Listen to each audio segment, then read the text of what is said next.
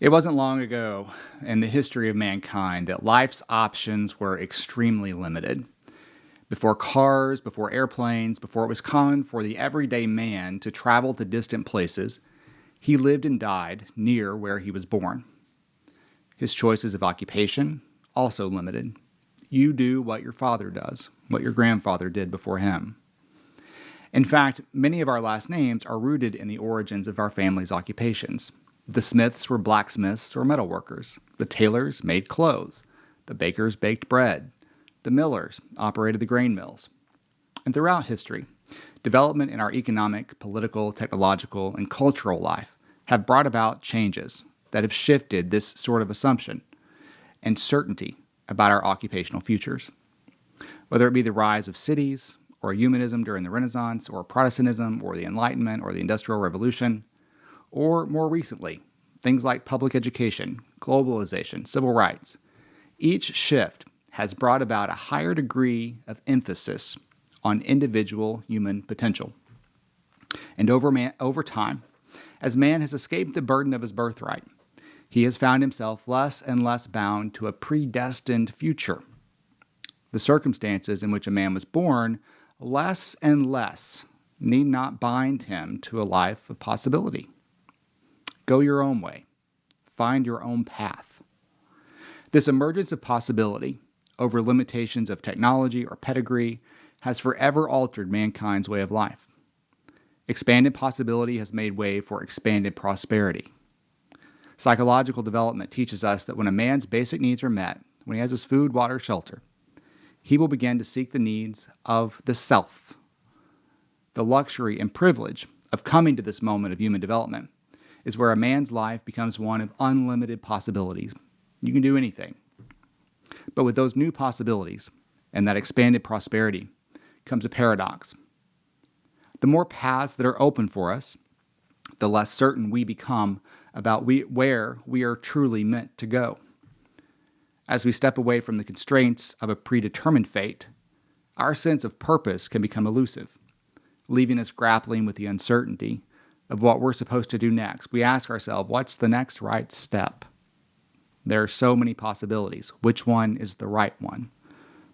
There are so many ways forward. Which one is mine? Which one is right? And as a man sifts through the possibilities that are open to him, at the root of his search will be a yearning to discover an answer to the two most pressing questions we ask ourselves. Number one, who am I? And number two, what do I want? Discovering who one is perhaps the most difficult of life's tasks. Most who get the opportunity to ask will never truly seek the answer. And of those who do, most are going to give up. They will try this path and then back up and try another. They'll live in a constant state of doubt and uncertainty. But eventually, realizing that a man's life is limited and mortal, his life isn't long enough to realize all the possibilities available to him. I've got to pick.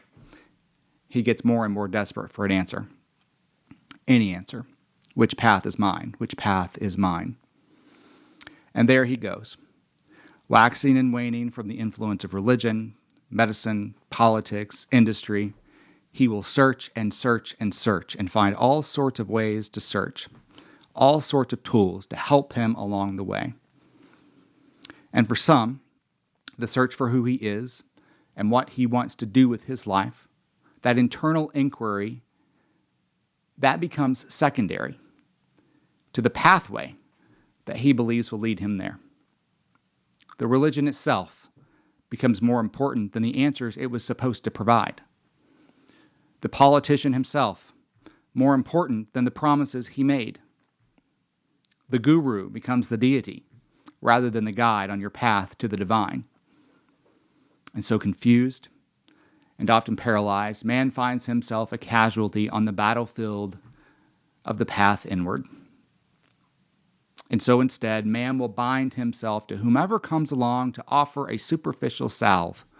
Who has the easiest answer for me?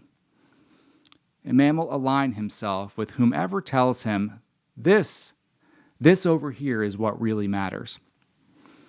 He will align himself with whomever offers him an opportunity to feel like he is part of something, who will let him leave behind any doubt about his life's purpose.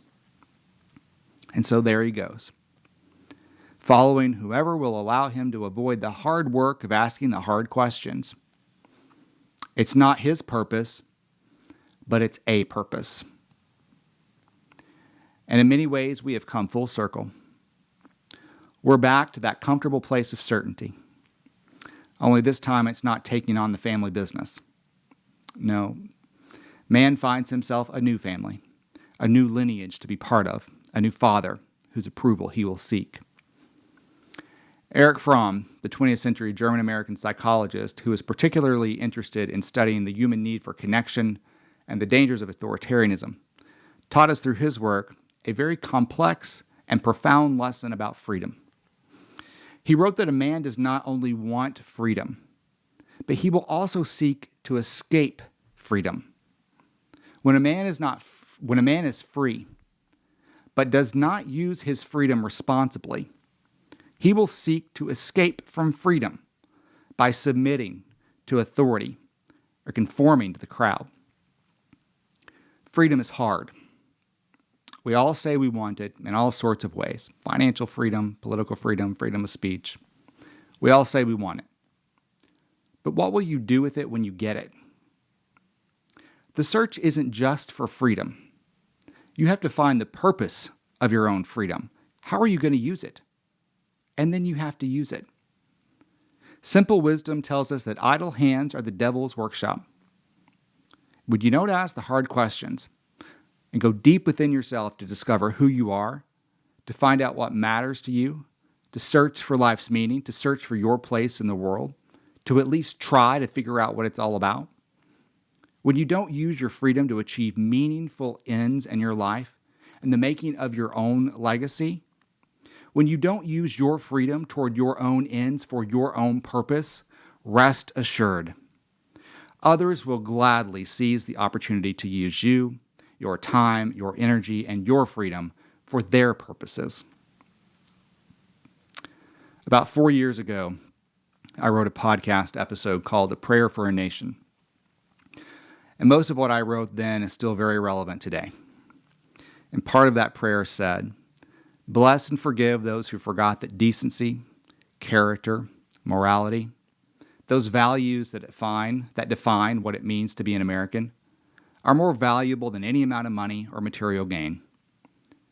May we remember this day and always that life, liberty, and the pursuit of happiness is not up for debate, not a concession or a reward. It is not reserved for a select few, but is the promise made to all of us who pledge our allegiance.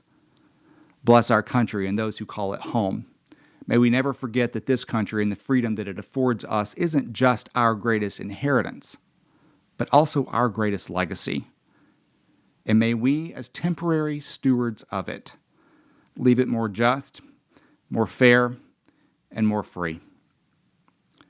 And may you today and always have good health, well-being, a life of ease and prosperity, the courage to get what you want from this life, the clarity to know what that is, the imagination to not sell yourself short, and the discipline to see it through.